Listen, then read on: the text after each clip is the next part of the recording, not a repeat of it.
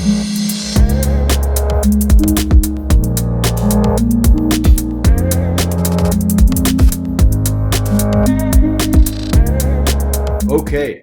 we are live, ladies and gentlemen.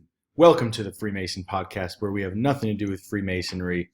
Jeff Berwick in the house. A lot of you guys know me from Jeff, so I'm sure you'll be happy to see him on the show. Jeff has underwent a large spiritual, physical, emotional, and financial detoxification process in the past few years, and I wanted to have him on to talk about it. So, Jeff, welcome to the show. Why don't you get into it, start sharing your story and anything you'd like to share. Sure. Thanks, Josh. Good to talk to you again. And I guess, my name's Jeff Berwick. I do the Dollar Vigilante. I have a podcast called Anarchapulco. We have a conference here every year called Anarchapulco in Acapulco, Mexico. And essentially, my short story of my life is that I was in business. I still am in business a lot, and I've made a lot of money and lost a lot of money. I've been rich and broke more times than most people could probably imagine.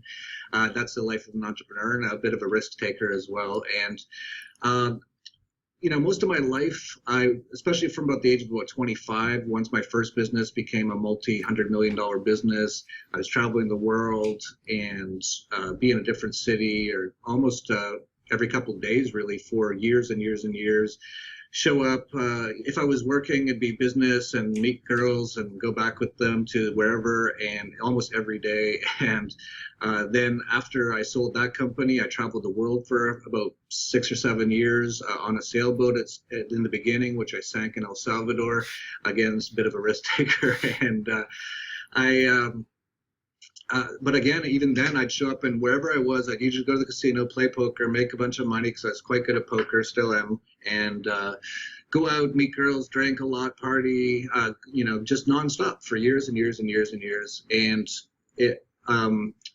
then I essentially decided, okay, that's a little tiring. I'm going to go somewhere and live. And I decided on Acapulco, Mexico. Of all the 100 countries I'd been in the world, Mexico was one of my top couple, and Acapulco was my favorite in Mexico. So I came back here and met my wife and ended up sort of meeting both my kids at one point. And but I was doing the Dollar Vigilante at that point, and again, traveling the world, lots of parties.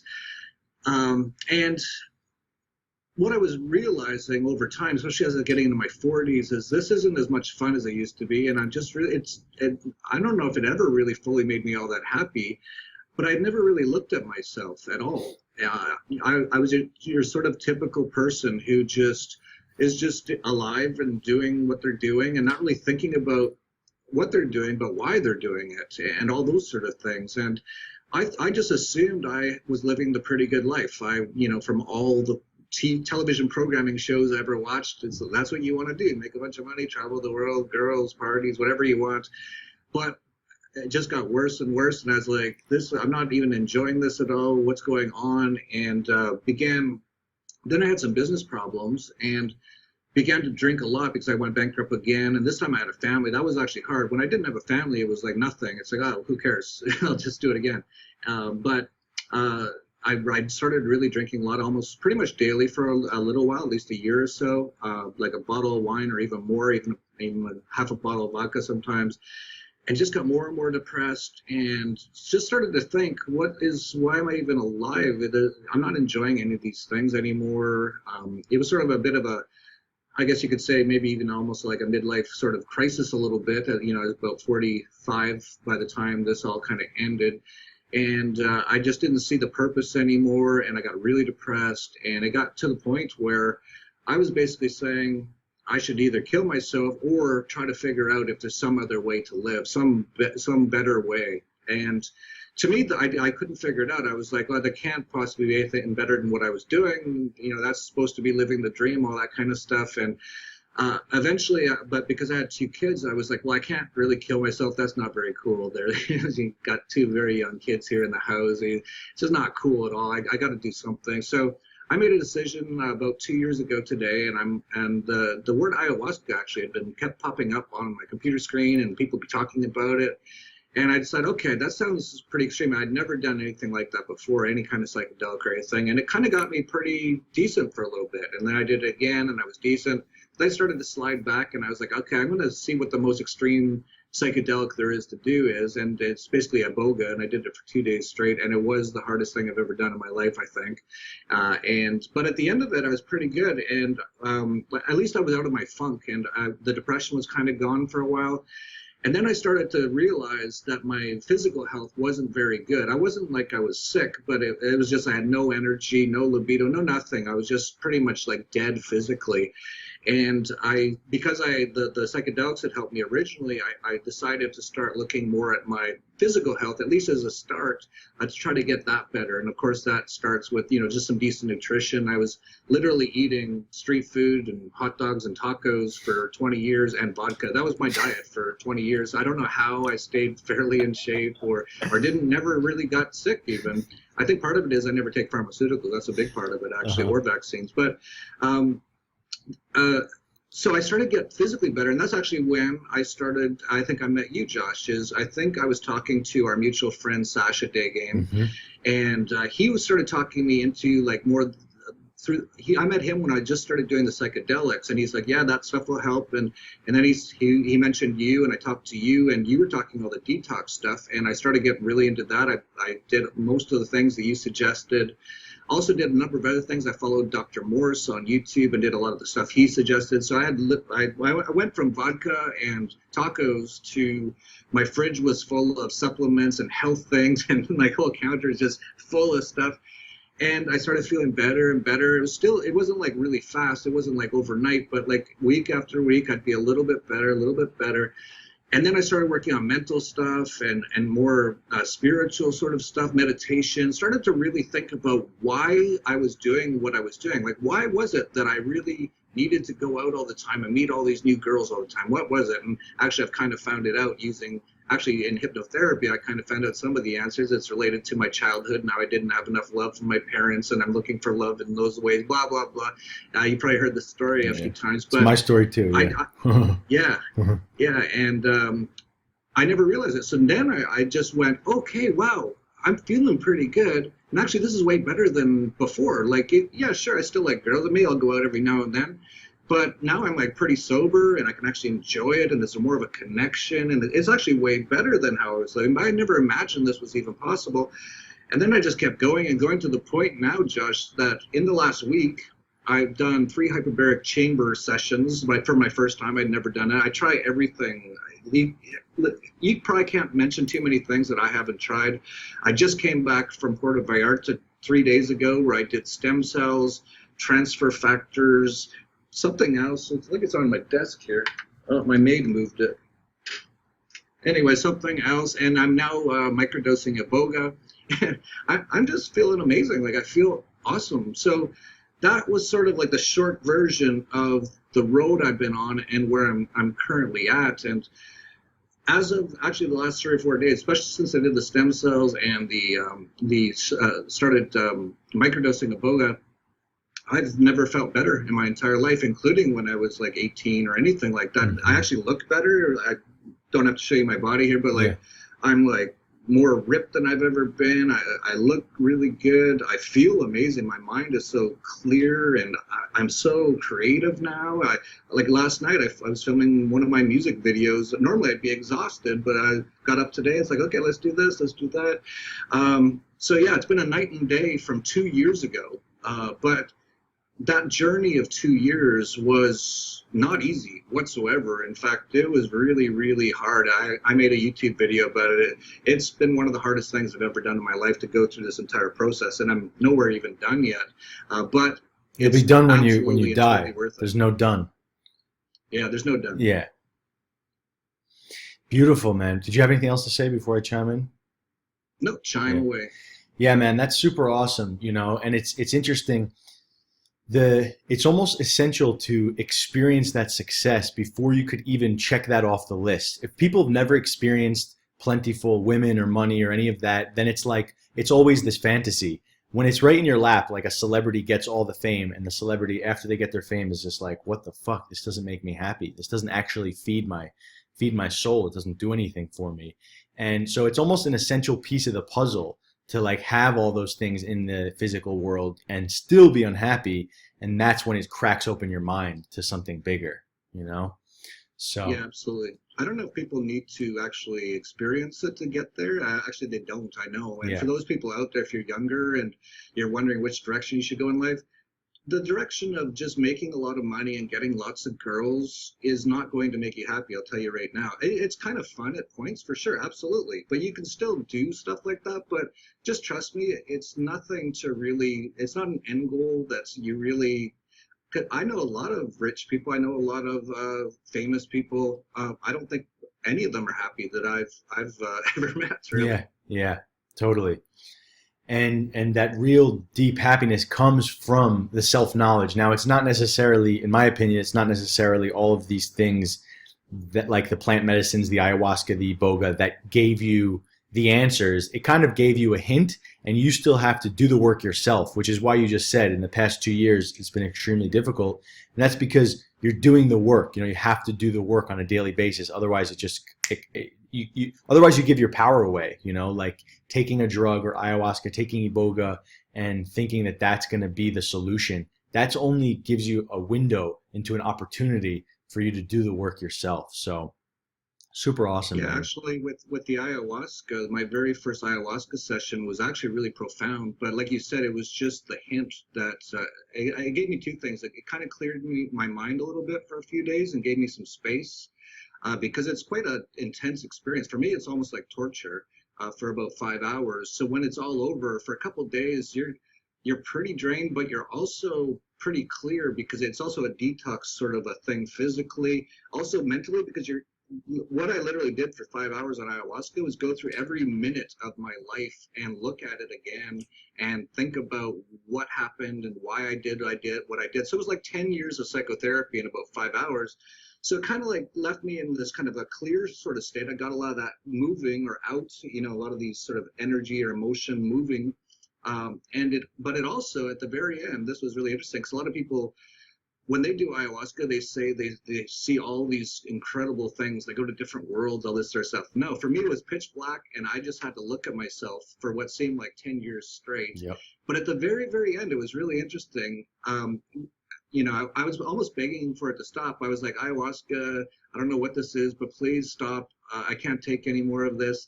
And right at that moment, all of a sudden, everything got really quiet, and it felt like I wasn't even here really. And all of a sudden I heard a voice and it went, let others help you. And right after that, I was completely sober. The ayahuasca was just over. And I got up, left the house. I was in Monterrey, Mexico, walked around the block a few times, just think about what just happened. Eventually went to the airport, got on a plane, came back here. And actually, I didn't know what that meant for weeks. And it was actually about a month afterwards that I'd fallen back. I started drinking again and I was depressed. And my wife looked at me really like kind of sadly, like, what's happening to you? You used to be this like ambitious person full of passion and all this sort of stuff. And I could see it too. And I said to her, I don't need to drink. And this is a funny thing. Like a lot of people think, oh, Jeff must be a super alcoholic. It's not the alcohol. The alcohol was like an aid or a tool or a crutch or a medicine to get me through pain because I wasn't willing to look at myself. And so I was drinking a lot because of that. So I said to my wife, I don't need a drink. It's not like I really enjoy it, but I get so depressed that almost as soon as I wake up, I start to feel depressed and it just gets worse all throughout the day. And then I see there's a bottle of wine sitting there and I'm like, I'm just going to drink that because that'll make this stop for a little while. And it actually ends up making it worse the next day, as everyone knows. But for at least a few hours, I'm not in massive internal pain. So I said to my wife, and it was really funny because I still remember it. It was such a big, serious question to me. And I went, can we just take all the alcohol out of the house? And I was waiting for her to say no. And she goes, yeah, of course. And I looked at her, I went, what, you would do that for me? And she goes, yeah, anything you want, we'll do for you. And I was like, sorry, I get a little emotional. Yeah. And oh, right. So then I was like sitting there in shock. And right as she was about to say the next words, I knew it was coming. All of a sudden, I remember the ayahuasca moment. And I knew she was going to say it. I was almost mouthing it as she said it. She said, let others help you. And right then in that moment, I was like, that's what I've been doing wrong. Because I was pushing people away. They'd be like, Jeff, come on. you're in your room all the time, let me help you out, like come over here and we'll do this or whatever. And I was like, no, I got to fix this myself. And so that was actually what the ayahuasca experience gave to me. It was just that little nugget of information that finally smacked me in the head and made me realize. And really from that point on, Josh, like even when I approached you, so that's a bit of like asking for help, right? Like, Josh, you know a lot about detox. Tell me about this stuff. I wasn't doing that before. I'm like, no, I have to figure it out all on my own, all that kind of stuff. Wow, man, that's beautiful, dude. And that's something that people really need to understand, is that we are so much more powerful together as a unit with synergy. Like we literally can't do this life alone. People want to be all ego about it and all like, I'm independent. Like especially entrepreneurs are like, I do this stuff on my own. How do you get your food? How do you get your water? Everything that you get is reliant upon someone else. Like every single thing that we have in front of us, this cup, my laptop, the internet, the light that I'm using, it's all reliant on someone else's expertise. So we're all little doctors in one area. Maybe I'm not really a doctor, of course. I'm a doctor of detox. Even though I'm not a doctor. Let me just say that again. You're a doctor of. Good you're not a doctor. What? Yeah, you probably wouldn't be helping people, really. Yeah. You're a doctor of crypto and finance and the global financial market. So we're all little doctors. We all have to piece together someone else's wisdom and someone else's expertise and life experience in order to truly be, have a magnificent life. I really believe that. But that was beautiful, man. Thank you for sharing that. Yeah, absolutely. Yeah, we really are. And that's another thing that I realized over the last 2 years too, is I was really cutting myself off. Like really from the time I was a kid, and I didn't have the greatest childhood. It wasn't terrible. And that's why I never even looked at it, because I don't remember getting raped. I don't remember getting beat up so bad that my bones were broken. So I was like, yeah, I had a fine childhood. It was fine. But once you start to really look at it, you often can kind of find things, and actually your conscious and subconscious mind kind of hide a lot of it from you. If it was a trauma when you were a kid, this is what I've been finding out through the hypnotherapy sort of a thing.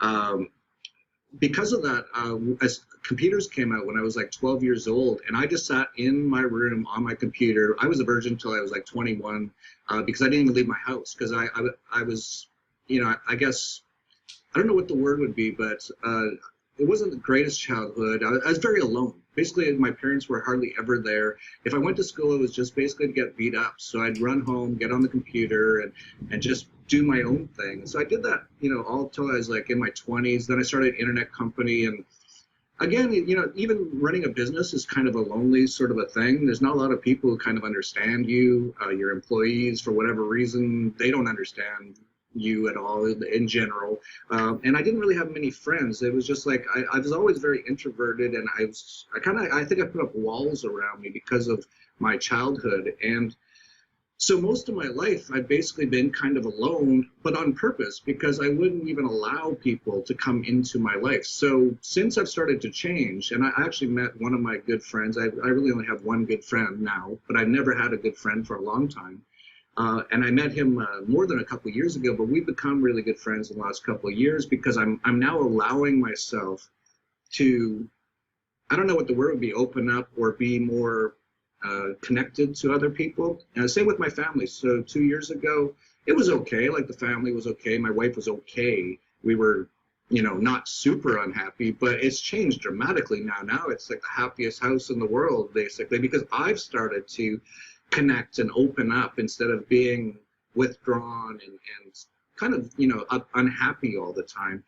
So yeah, it really, I guess one of the things I've learned through this process is that we do need other people for sure, and not just for the things that you pointed out. Of course, every single thing literally that we have, this computer mouse. How many people made this? Like hundreds of people. It's funny because a lot of people are very anti-capitalism or whatever. It's like, do you realize how beautiful it is that all this stuff we can have because people are just working on things for a profit motive to get things that they don't even care about you or I. Like whoever put this, it's probably made in Taiwan or something. Take a quick look. China. Probably China or something. But whoever's in there in China, they don't know us. They couldn't care less about us. But they do want to make some money to eat. So they made this, and now we have it. And it's beautiful. So, but it's way more than that. It's actually the connection with other people that I had never had my entire life, and I've only been able to start to have in the last couple of years. And now I'm like, when I look back at my old life, I'm like, this is 100 times better because I was basically alone, disconnected. Yeah, I was doing physical. I was having sex with girls, but there was no connection there. It was very dead, really, in many ways. And now I just feel so alive, and everything just, I used to look out this window when I was depressed, Josh, and to me that was gray, horrible, dark. Mm-hmm. I actually wouldn't, I never opened the blinds. That's how depressed I got. And now, actually, when I work, I open up this entire back window the entire day. I'm like the sun, the wind, like I Mm-hmm. can feel it. So, yeah, it's just been, for me, amazing. So, for anyone out there, if you have been any of the things that I've been, like depressed or whatever it is, I remember when I couldn't see any hope, and you probably can't either. That's just how depression works. If you had hope when you had depression, you probably wouldn't have depression really, because that's how it is. It's like you feel hopeless. But just watch this and know, and you can look back at videos of me like 3, 4 years ago on YouTube. I'd be hammered. You couldn't even understand what I was saying because I was so depressed, and I was like, screw the government and drinking, Yeah. and so you can just see, and Josh, of course, can say the same, and probably so many people, if you look at them, you can see how they've gone through it and come out much better. And so just always know there's hope out there, but you have to start taking some action. Totally, man. When you said about the looking out your window, the colors, that was the one thing that changed dramatically for me, almost more than anything else. When I was suicidal, when I was depressed, every single thing I looked at had a tint of that lens of despair. Every single thing, the cup, the laptop, the grass, nature was just like nature was dead to me, you know. And now, same thing, obviously as you, like feeling the nature, feeling the aliveness of everything, seeing how the colors are so different through a health and healing journey. It's really a miracle. And while you were talking, man, like I remember our podcast a year and a half ago, whenever we did our last podcast, like the one word that comes to me for sure right now is vulnerability. Like the last podcast we did on your show, or even the last times we would speak a year ago, there was like you felt closed, like you felt way more closed, and now there's a vulnerability. And I learned recently, trying to control everything and trying to be perfect and trying to never show vulnerability. That's actually a small game. I used to think that by being vulnerable it was weak, or that by being Mm-hmm. vulnerable I was accepting that I couldn't do it on my own. And Yeah. that stems from the similar childhood of like just having to do everything myself.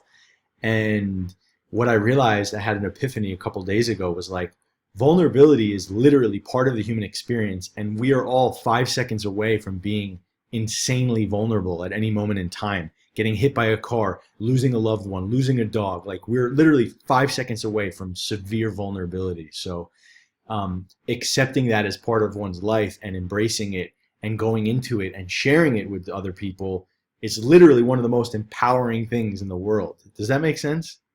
Yeah, absolutely. I Yeah. haven't thought about it in exactly those terms, but I know exactly what you're saying. And one word that you just used that really resonated with me is accepting the reality, because so many people are kind of trying to deny reality quite a bit. So, and not being true to themselves, right? So I don't know if I've done it before. I don't know if I have or not, but maybe I came across as being like I've got my stuff together, sort of a guy in the past. If I did, it was either because I was too stupid to know I didn't, or I was essentially kind of lying in those terms by trying to act that way Mhm. because rarely do any of us have it all together. Totally. We're all imperfect. We all have our ups and downs, and I think it's a good thing to allow that to show, as you pointed out. And I came from the same background as you, it sounds like. And like I remember looking at my dad. He's a huge guy. He was like a Canadian arm wrestling champion. His biceps were like this, and he'd like beat people up on the street just if they looked at him funny. Like so, I had this. I grew up around this extreme aggression sort of thing. But as a young little boy, I look up and go, well, that's what a man must. You if you're a man, you must want to be like him. Especially since he's beating everyone up. So he's the toughest guy around. So that's what I want to be like. So I tried to be the tough guy. And that led me to not asking for help, as we talked about earlier, until I was like 45 years old, because that was so ingrained into me that a real man never shows, that he's got, any problems or that he's hurting in any way or anything like that, which is absolutely not the case. And as you pointed out, the more that I've begun to not feel like I have to put up that front, the more that everything else just seems to open up, and you just have better and better connections. Mm-hmm. And the bigger you become, right? It's like almost the amount of space that one occupies, like not necessarily physical space, but just like energetic space. I feel like they become way bigger when they accept vulnerability in their life, when they accept that they can't do it all, you know? So awesome work, man. Well, do you want to spend 5 or 10 minutes on, I know you got to go soon. Do you want to spend 5 or 10 minutes on crypto and financial markets and just for me, it sounds silly, but like I believe all of this stuff is interlinked. Like I believe it's crypto's not just an isolated thing. Crypto and health is like how can we detox our wallets? How can we clean up the totally broken global financial system and create a new currency altogether? So I believe it's very interlinked with health. I'm very open to my audience about how my pretty much life savings is invested in cryptocurrency at this point. So yeah, I would just. Do you have any news? Anything you want to share on that front? I'm happy to hear it. I'm sure my audience would be too. Well, I'll definitely say that, yeah, everything is actually connected. Every single thing. It's actually unbelievable once you start to realize it. But even the things that you were talking about, it's amazing to me. This has been a totally amazing. I had no idea. So I started the dollar. Go back to the 1995 when I started my internet company. My whole idea with the financial, it's called stockhouse.com, the top financial website in Canada still today. And the whole concept of it was to get people the information that they couldn't get from Wall Street or from the brokers or anything, because they have their own little boys club sort of thing. So I wanted to free the information. So even back then, before I even got into philosophically how I am today, I felt like I wanted to get that information out to people. That was my whole thing. I went through that, had a collapse, went basically broke, did a bunch more stuff. Then I started the Dollar Vigilante. I'm like, I got to get this information out that I've discovered over the last few years of reading a lot and researching, that this entire financial and monetary system is an absolute scam. The word is scam. It is set up as a scam. That is the plan to impoverish nearly everyone at the expense of a few. And so I started that, and then people said, well, you're saying that this whole system is going to collapse probably fairly soon by the end of this decade. And so what's going to take its place? And this is 2010. I said, I don't know. I'm sure the market will come up with something. The market is amazing. And 1 year later, I found out about Bitcoin at $3 in 2011. And I was like, oh my God, the market is incredible. Got into that and started doing those sort of things. But it's amazing how it's all quite connected, because then I started my Anarchast podcast. I'm like, not enough people understand true freedom, and that's anarchy. Anarchy just means no rulers, which means no slaves. So you don't want people to be slaves. And if you have a government that taxes you, and you did not sign up for that, and no one did, then that is actual slavery. If slavery is 100% taking everything you own, at what percent is it not slavery?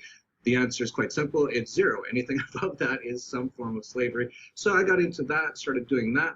And I used to really push against the government and said, the government's the problem. The central banks and the governments are mankind's two biggest enemies. In fact, I've now learned that your biggest enemy is yourself. But I came through this entire process of going through it all. And it's so amazing, Josh, because I don't know if you've been to Anarchapulco. I don't remember if you're here. Yeah. I spoke at the 2016, 2017. Oh, right. Yeah. Great. Awesome. Yeah. Sorry, I forgot about that. Yeah. We're now in our 5th year coming up. So the first year of it was a lot of sort of angry people, a lot of drinking, a lot of depressed people saying government sucks, how are we going to get rid of it? And this year actually, in 2018, almost every speaker had one major message. It was to change the world, you need to change yourself. And that's been like this incredible journey of a lot of people. Is they wanted to change the world, but I think the reason I wanted to change the world is because I didn't want to have to look at myself. So I was like, I'll fight the world, but no, I'm not looking in here. This place is, I don't want to look at that. I don't know. That's too hard to look inside. And then you look at the cryptocurrencies. What are the cryptocurrencies? They're essentially a free market money that can get rid of the entire government and central banking system. So it's all related to freedom. But then what else is freedom? And this has been a big part of my last 2 years, is health. If you don't have health, who cares about anything else? Like if you are sick, and I've been sick a few times, in various forms. I had chikungunya for a couple of days. I had whatever. So I know what it's like to be in bed and feeling really, really bad. Depression And is when you're, sickness. Yeah. yeah, when you're like Yeah. that, forget about it. Nothing else matters, right? So start with health, really. And that's one thing that I've really keyed on with what I've been doing. So I'll be speaking in front of thousands of people at an investment conference, and I'll spend at least part of the time talking about take care of yourself. This is the most important thing. You're not, yeah, you can make a lot of money. It's not going to make you happy. I actually say this during investment conferences, right? And, it's actually not even that shocking to people anymore because a lot of people are starting to wake up to this, but they're not quite sure what's going on. But yes, it's all absolutely connected, and you kind of tied it together with like detoxing your wallet, detox yourself, detox your relation to government, detox all this sort of stuff. It's also about, improving all those things, improving your health, improving your knowledge, improving how you communicate, and all those sort of things. And they're all related, absolutely. But it really comes down to you having to do something, and that's why a lot of people have a really hard time even starting. Mm-hmm. Yeah, what you said just reminded me of something I learned over my 4-year journey was that it's way easier to fight for something than it is to fight against something. Fighting against the government versus fighting for health or for love or for freedom, it's two totally different animals. One's draining, one is invigorating. Yeah, Yeah. absolutely. Cool, brother. So do you want to add anything else? Not really. I Yeah. do. I'll mention Anarchapulco. It's Please, coming up. please, yeah. It's really one of the most amazing conferences in the world, and I'm not just saying that because I started it. I was shocked last year. I was like, I've never been to anything like this before, and it's kind of mine. But like when I showed up, I'm like, where'd all these people come from? And look, they're all doing all these amazing things, all these health stuff. There's people doing everything you can imagine, especially in the health part. We actually had a 3-day health and wellness before the conference this year. We're going to do that again in 2019. All the most amazing sort of natural type people, just a lot of people doing things outside of the medical establishment because, as you know, Josh, the medical establishment is mostly there to get you sick and keep you sick. It's a big racket. And they make most things, especially in the US, they're illegal that actually help you. For example, I just did stem cells down here in many ways, and you can, might be some controversy about it or whatever, but I've heard and seen stories of people just curing most things with it, but you can't get that in the US. It's the same thing with so many things. Same thing with a lot of this information as well. It's hard to get that information and stuff like that. But come down here and you can meet so many people. If there's one word that kind of describes how I feel about going to the conference, it's like exhilarating. You come back, you're like, I just met like 20 of the coolest people I've ever met in my life, and I've never heard some of the stuff they were talking about. Just amazing kind of stuff. So Josh, we talked about that you're probably going to come Yep. down next year as Yep. well. I'll be there. I'd love to have you because I'm a huge Detox Dudes fan. When I first found out about Detox Dudes, I knew nothing about detox, and you were so hardcore on it. like you're not beginner's level when it comes to detox. No. You cover everything, and I was like, wow, I can't believe I didn't know about any of this stuff. And to me, the best part to me was that because I was like, you actually said in one of our interviews that we did that why would you go to a doctor about detox if he's never detoxed? Why would you even ask him? He has no idea. He's never done it before. But you've done it all yourself. You've shown how it's helped you, and it's very clear how it's helped you. And you've shown now that you've helped so many people, including people I even know and myself, in various ways. I did a lot of those. What do you call those? Where you're drinking charcoal and all that. Yeah, kind binder of stuff. cocktails. Yeah. Binders. Yeah, I got a lot of that from you, and a number of other things. And so. Yeah, I just wanted to mention that you'll probably be coming down, so if people want to come down to Anarchapulco, if I put this up on one of my channels, and I probably will, probably on my personal channel, because that's where I cover most of my health stuff. If you don't know about Josh, check him out at Detox Dudes. It's a really cool. I think the best part about it is similar to the Dollar Vigilante, which is a financial newsletter. If you like the crypto stuff, you can check that out. But one of the best parts of the Dollar Vigilante is we have groups where all the subscribers or the people who sign up for it all talk. That's actually one of the best parts of the Detox Dudes as well, because when you're going to go through these detoxes, it can seem pretty intimidating in some respects. You might be by yourself. You've never done it before. You're buying all these things. You're not sure how to mix it exactly.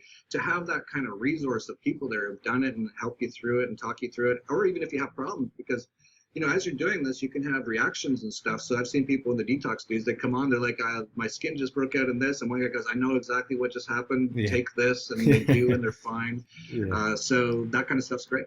Yeah, man. Awesome. Well said. That was beautiful. I didn't even have to ask you for it. Like, selling me up, man. Great.